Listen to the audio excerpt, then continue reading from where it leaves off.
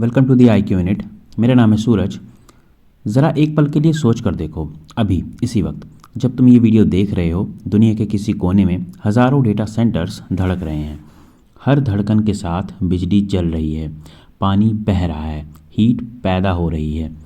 अब सोचो, अगर कल AI आज से 10 गुना ज़्यादा ताकतवर हो गया, क्या हमारी धरती उसकी एनर्जी की जो रिक्वायरमेंट है उसको फुलफ़िल कर पाएगी? और यहीं से एक क्वेश्चन आता है कि क्या AI का फ्यूचर धरती पर टिक पाएगा? और यहीं से गूगल ने ऊपर देखा, धरती से नहीं आसमान की तरफ। आज AI स्मार्ट है, लेकिन AI एनर्जी हंग्री मॉन्स्टर भी है। मैं कुछ इससे रिलेटेड आपको टेक्निकल फैक्ट बताता हूँ, तब आप इसका मतलब समझ पाएंगे कि एनर्जी हंग्री मॉन्स्टर का मैं इसे क्यों बोल रहा हूँ। लाइक लार्ज AI मॉडल्स ये मेगावाट लेवल तक की पावर को कंज्यूम करते हैं। डेटा सेंटर्स जो लगे होते हैं उनकी कूलिंग के लिए millions of litres of water per year use होता है, और इनका carbon footprint every year continuously rise कर रहा है। तो गूगल, अमेजॉन, माइक्रोसॉफ्ट, इन सब के सामने एक ही प्रॉब्लम थी, लाइक AI को ग्रो करें तो करें कैसे बिना प्लेनेट को डिस्ट्रॉय किए। और यहीं से गूगल की सोच बदली। प्रॉब्लम एनर्जी की नहीं है, प्रॉब्लम लोकेशन की है, तो गूगल ने लोकेशन ही चेंज कर दी। अब गूगल के इंजीनियर्स ने एक सिंपल ऑब्जर्वेशन किया। जैसे धरती पर उन्होंने देखा कि सोलर जो है अवेलेबल तो है, no problem, solar energy, but problem कहाँ पे आती है? नाइट की, क्लाउड की। रात के टाइम में हमें सोलर एनर्जी कंटिन्यूसली नहीं मिल पाएगी। कंटिन्यूसली क्या, रात के टाइम में तो मिलेगी नहीं, क्योंकि सनलाइट नहीं रहेगी, और जब क्लाउड रहेगा तब भी नहीं मिलेगी। तो ये एक प्रॉब्लम ये हो गई अर्थ पे। विंड का क्या प्रॉब्लम था? लाइक अनप्रेडिक्टेबल है, कभी हवा तेज चल रही है, कभी स्लो चल रही है, तो उस वजह से भी सोलर एनर्जी में प्रॉब्लम आ रही थी उनको रिसीव करने में। लैंड का भी प्रॉब्लम था कि आखिर इतनी सोलर पैनल लगाएं तो लगाएं कहाँ। तो इतनी सारी प्रॉब्लम थी, लाइक सोलर, विंड और लैंड पे।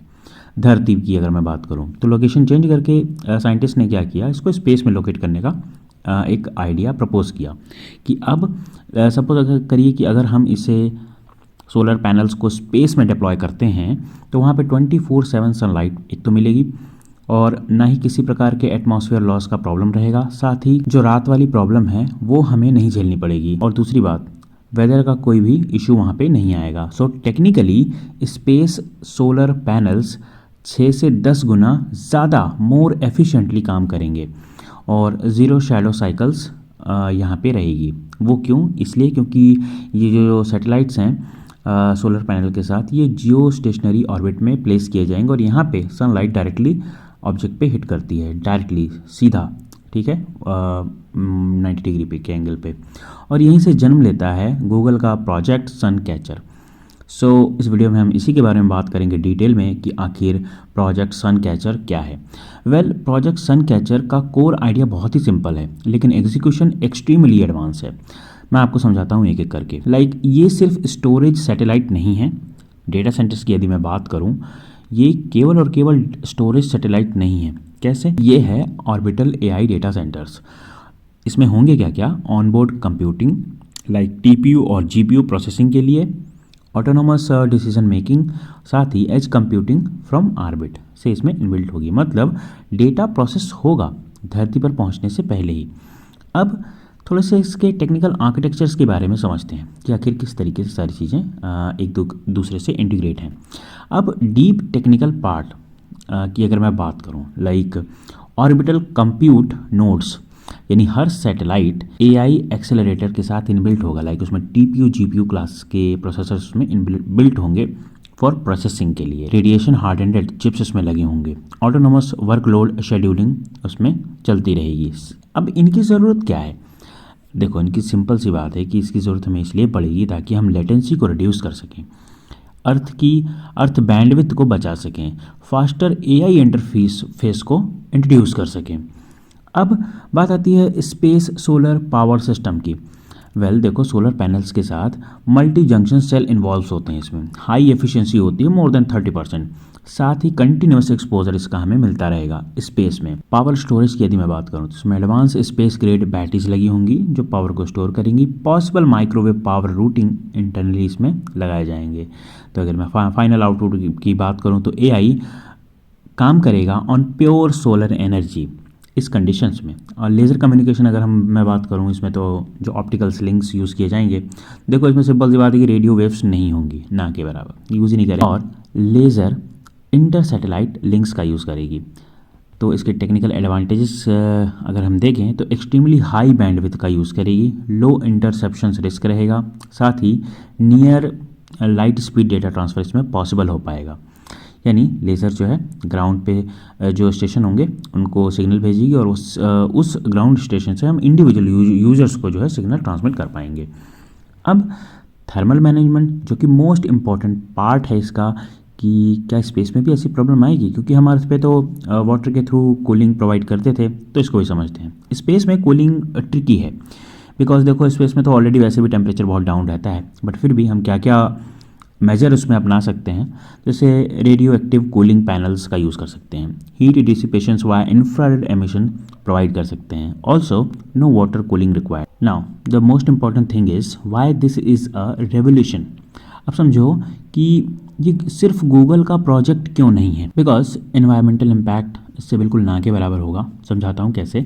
जैसे देखो ज़ीरो ऑपरेशनल एमिशंस होंगे इससे, अर्थ वाटर सेव होगा, ग्रीन एआई इंफ्रास्ट्रक्चर को एक बूस्ट मिलेगा। टेक्निकल इम्पैक्ट की यदि मैं बात करूँ, टेक्नोलॉजिकल इम्पैक्ट की, तो स्पेस बेस्ड क्लाउड कंप्यूटिंग हम इम्प्रूव कर पाएंगे और उसको बढ़ावा दे पाएंगे। साथ ही एआई और क्लोज हो जाएगा यूजर्स के लिए और डिज़ास्टर रेजिलिएंट इंफ्रास्ट्रक्चर बिल्ड होगा। Now the next question is कि क्या रियल चैलेंजेस आ सकते हैं इसके साथ। देखो ऑनेस्टी तो बहुत ज़रूरी है, तो मैं आपको बिल्कुल ऑनेस्ट आंसर दूंगा इसके रिगार्डिंग कि देखो लॉन्च की कॉस्ट बिलियंस में जाएगी, no doubt. Also space debris collision risk भी बहुत बढ़ेगा, क्योंकि आपको पता है ऑलरेडी ये स्पेस डेब्रिस अपने पीक पर है, और हार्डवेयर मेंटेनेंस कॉस्ट भी अपने पीक पे जाएगी। स्पेस में जाके रिपेयर करना is not a easy task. साथ ही लीगल फ्रेमवर्क्स में भी कुछ चेंजेस करने पड़े इन फ्यूचर, बिकॉज अभी तक हमारे पास जो ट्रीटी है आउटर स्पेस ट्रीटी 1967 वही अभी अवेलेबल है। अब इसमें क्या चेंजेस करके हम इम्प्रूवमेंट कर सकते हैं वो देखेंगे। पर अब जैसा कि मैं आपको एक क्वेश्चन और थोड़ा सा डिटेल में समझा दूं, लाइक कि स्पेस डेब्री में भी शायद सबको ना पता हो, स्पेस का कचरा इन सिंपल शब्दों में कि ऑलरेडी स्पेस में इतनी ज़्यादा सैटेलाइट्स हैं, तो उनके वजह से एक जंक क्रिएट हो गया है ना, जस्ट लाइक कूड़े का ढेर, दैट्स ऑल।